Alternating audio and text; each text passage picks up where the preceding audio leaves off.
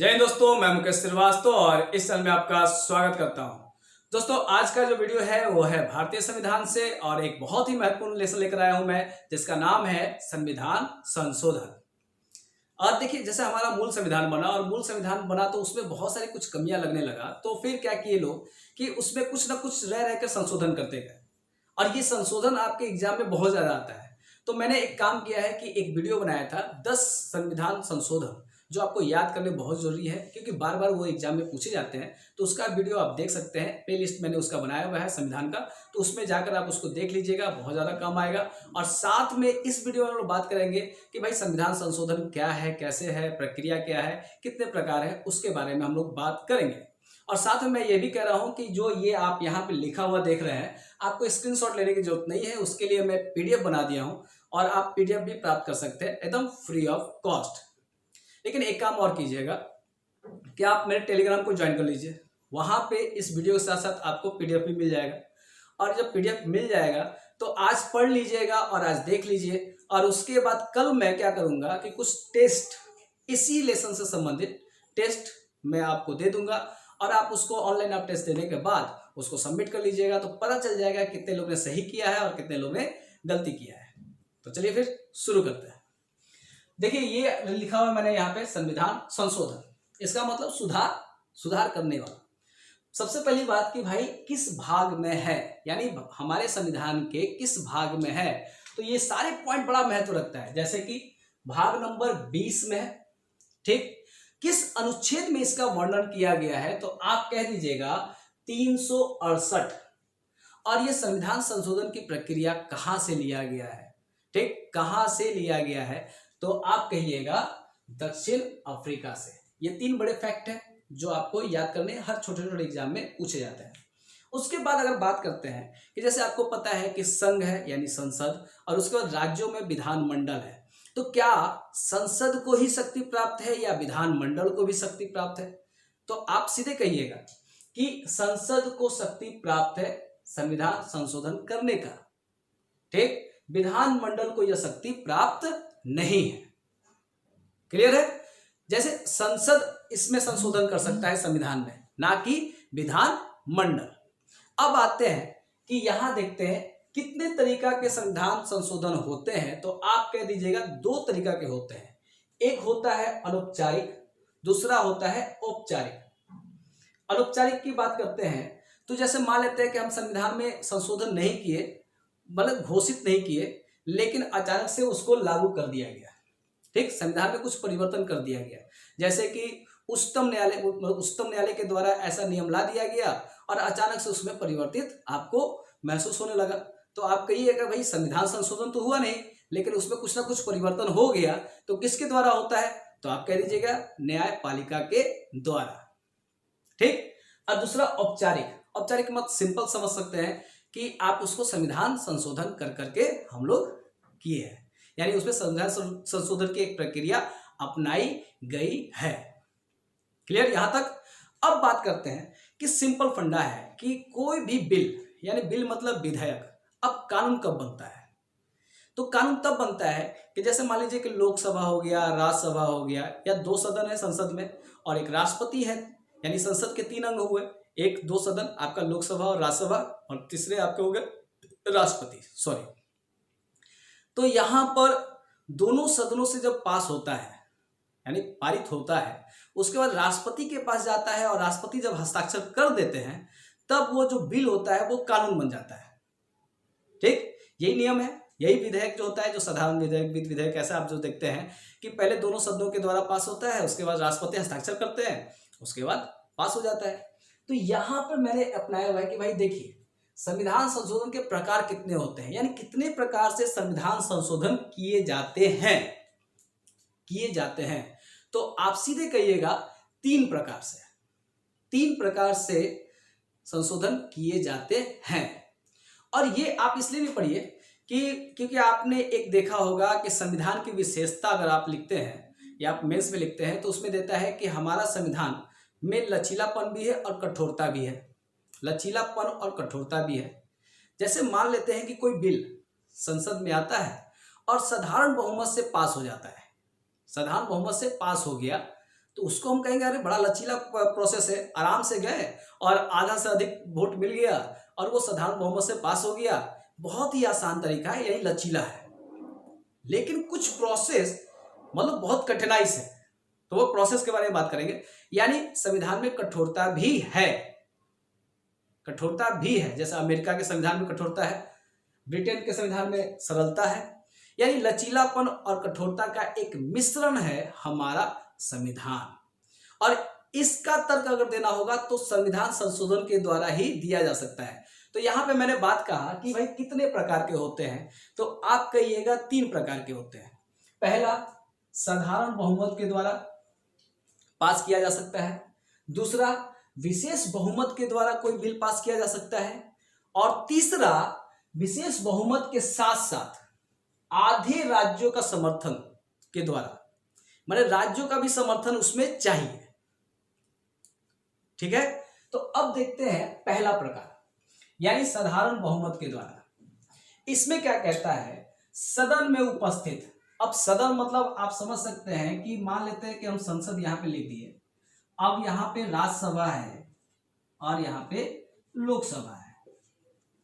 अब क्या कहता है कि सदन में उपस्थित मतदान करने वाले, अगर मान लेते हैं कि 500 लोग हैं, तो 500 लोग अगर वोट देते हैं तो सिंपल यस और नो, अगर यस की संख्या अधिक हो गई तो पास, नो की संख्या अगर अधिक हो गई तो नहीं पास। यानी आधा से एक अगर अधिक होता है तो इसको साधारण बहुमत से पास माना जाएगा। क्लियर है? इसी वजह से कि मतदान करने वाले आधे से अधिक सदस्यों की बहुमत से साधारण बहुमत से पास किया जा सकता है। जैसे ऐसे कौन कौन से बिल है या संशोधन है उसको पास किया जा सकता है, जैसे कि नए राज्यों का प्रवेश, उसके बाद नए राज्यों का निर्माण, जैसे अभी आप जम्मू कश्मीर देख रहे होंगे आप, उसी तरह से नाम में परिवर्तन। राज्यों में 2 सदन भी होता है, विधानसभा और विधान परिषद, तो विधान परिषद का गठन और समाप्ति, ये भी साधारण बहुमत से पास होता है। उसके बाद राष्ट्रपति, उपराष्ट्रपति, न्यायाधीश इत्यादि के वेतन और भत्ते, ये भी साधारण बहुमत से पास होता है। या पहली, 5वीं, 6वीं और 8वीं अनुसूची में कुछ संशोधन करना हो तो इसको भी आप साधारण बहुमत से पास कर सकते हैं। तो ये एकदम लचीला प्रोसेस है। ठीक, अब थोड़ा कठोरता प्रोसेस देखते हैं, जैसे कि विशेष बहुमत के द्वारा। अब इसमें क्या कहता है, इसमें कहता है कि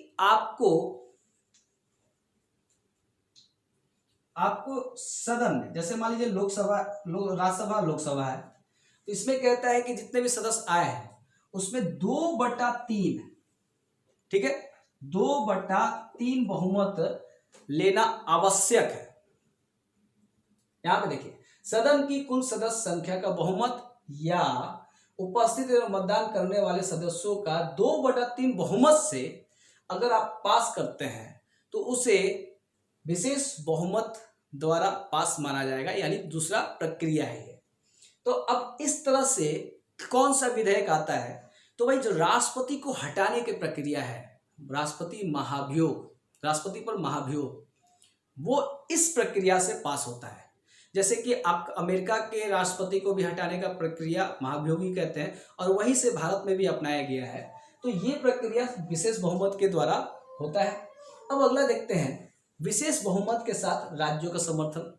अब इसका तरीका क्या होगा, तो यहाँ पे आपने देखा कि यहाँ पे अगर 50 से अगर एक अधिक आ जाता है तो पास माना जाएगा। यहाँ पे 2/3 की बात की गई है। लेकिन तीसरा प्रोसेस क्या है, तो तीसरा प्रोसेस आप इतना समझिए कि मान लेते हैं कि कोई विशेष बहुमत से पास हुआ, तो उसके बाद दोनों सदन में जाएगा। दोनों सदन कौन सा, संसद के दोनों सदनों में जाएगा।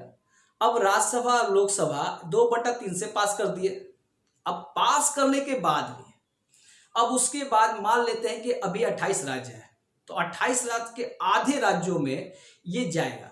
और जाने के बाद जैसे विशेष साधारण बहुमत वाला हुआ था ना, जैसे 1/2/3 वाला ये हो गया। अब राज्यों में जब जाएगा तो वहां पे जैसे साधारण बहुमत वाला प्रोसेस था कि आधे से एक अधिक वाला प्रोसेस अपनाया जाएगा। तो उस तरह से अगर पूरा 28 राज्य में से आधा राज्य का समर्थन मिल जाता है, ठीक, यस यस यस यस मिल जाता है, तब वो बिल पास हुआ माना जाता है। तो बड़ा कठिन प्रोसेस है, क्योंकि आप भाई देखिए, आप तो सदन से पास कर लिए, मतलब संसद से पास कर लिए, और उसके बाद राज्यों के पास जाएगा। अब राज्य पास करेंगे कि नहीं करेंगे, वो भी आधे से मतलब आधा लगभग चाहिए, तो वो प्रोसेस बहुत लंबा हो जाता है। तो उसमें कौन कौन से ऐसे विधेयक हैं जिसपे इस तरह का प्रोसेस चलता है, वो देख लेते हैं। जैसे राष्ट्रपति का निर्वाचन, अगर इसमें कुछ संशोधन करना होगा तो ये पूरा का पूरा प्रोसेस अपनाना पड़ेगा, दोनों सदन वाला और राज्य वाला भी। या राष्ट्रपति का निर्वाचन प्रक्रिया भी इसी में आता है। उसके बाद संघ की शक्ति का विस्तार, कार्यपालिका की शक्ति का विस्तार, और राज्यों के भी कार्यपालिका की शक्ति का विस्तार भी, अगर ऐसा बात हो तब भी आप इस तरह का प्रोसेस अपनाना पड़ेगा। उसके बाद यहां देखिए, संघ की न्यायपालिका यानी सुप्रीम कोर्ट, उसमें कुछ संशोधन करना हो, या राज्यों के हाई कोर्ट में भी अगर कुछ संशोधन करना हो, तो आपको तीसरा नंबर वाला प्रोसेस अपनाना पड़ेगा। अब आते हैं थोड़ा कुछ विशेष बात, जैसे कि अगर संविधान संशोधन विधेयक पर सदन की सहमति हो जाती है, राष्ट्रपति के पास जाता है, तो आपको पता है ना कि किसी भी बिल पे राष्ट्रपति कभी वीटो पावर का उपयोग करते हैं अनुच्छेद 111 के तहत। अनुच्छेद 111 के तहत अब उस बिल को जब पास करना होता है तो वीटो पावर का उपयोग कर सकते हैं राष्ट्रपति, यानी पुनर्विचार के लिए लौटा सकते हैं उस तरह के विधेयकों में। लेकिन अगर संविधान संशोधन की बात अगर आएगी तो राष्ट्रपति को हस्ताक्षर करना यानी सहमति देना एकदम अनिवार्य है, ये फैक्ट याद रख लीजिएगा।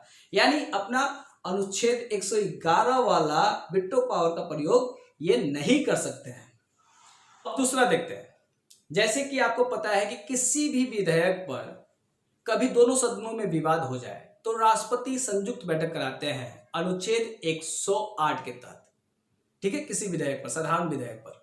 लेकिन अगर संविधान संशोधन की जब बात की जाए, तब अगर दोनों सदनों में मतभेद हो जाए, तब संयुक्त बैठक बुलाने का कोई भी प्रावधान नहीं है।